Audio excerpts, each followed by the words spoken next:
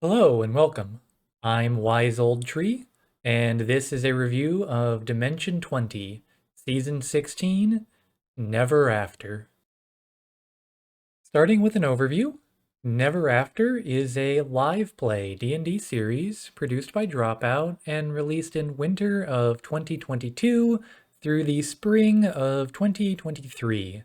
This season is a 20-episode series, with each episode averaging around 2 hours apiece. Brennan Lee Mulligan is the game master, and the players are Siobhan Thompson, Allie Beardsley, Lou Wilson, Zach Oyama, Brian Murphy, and Emily Axford. This is another standalone series with the Intrepid Heroes cast. This season, it's a mix of fairy tales and horror. The players take up roles as characters from assorted fairy tales in a land of convergence where all the fairy tales are mixing together. The tone tries to go for a horror feel with something rotten at the heart of the world that threatens its very existence. But not to worry, the cast of comedians bring along their wit and charm as they pen their own fairy tale epic.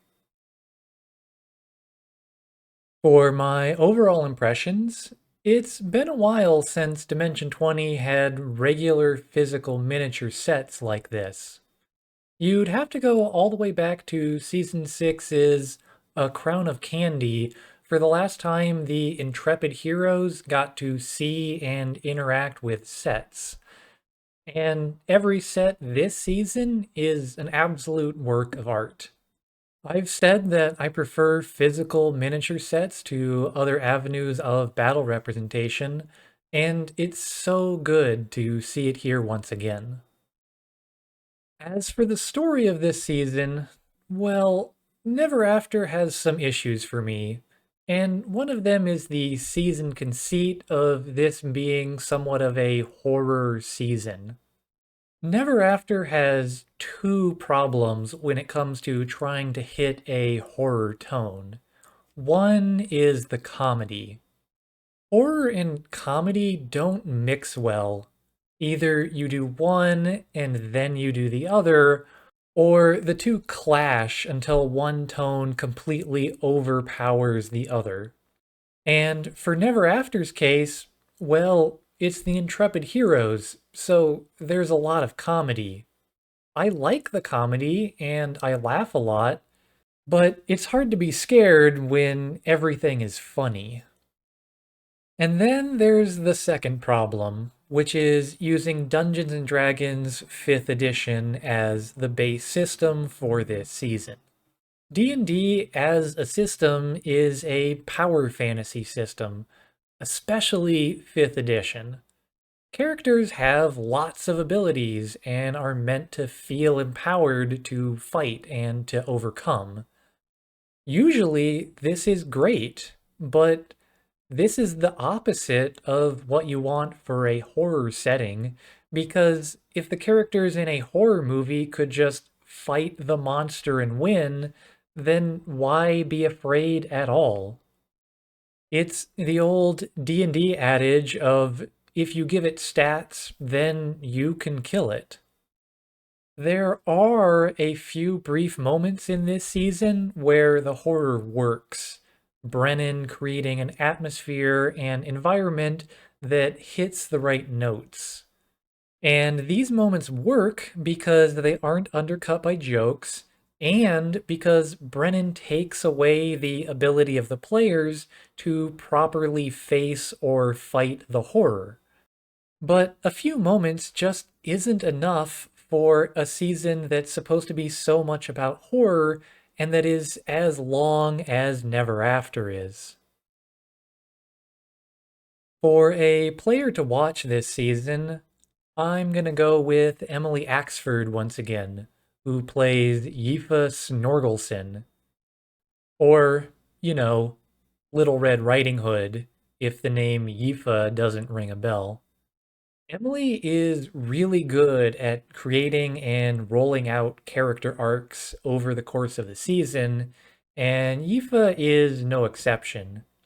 The character changes across the season in a way that both feels natural and as a reaction to conversations and events that play out during the story.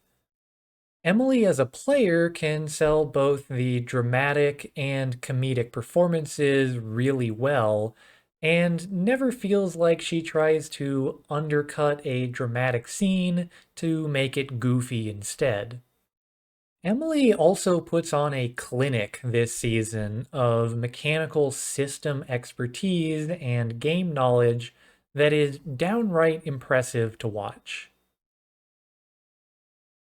As for a rating, I'm going to give Season 16 of Dimension 20, Never After, a 2 out of 5. I'm of two minds on this season. I enjoyed myself watching through it the first time, but reflecting back, I don't think the season works, at least as an avenue for its core premise. I wouldn't recommend it to someone looking for a good horror story, and I can think of several pieces of media that do the stirring pot of different fairy tales that I like better than Never After. So, a lot of my enjoyment comes down to the raw charisma of the performers. I like watching the intrepid heroes do their thing, to the point where I could probably watch them painting a room white and still find it entertaining. So I'd recommend watching Never After if you like the cast and haven't seen it before, but I'd also recommend just about any other season with the intrepid heroes before Never After. All right, that's all for now. Thank you for watching, and see you next time for Season 17, The Ravening War.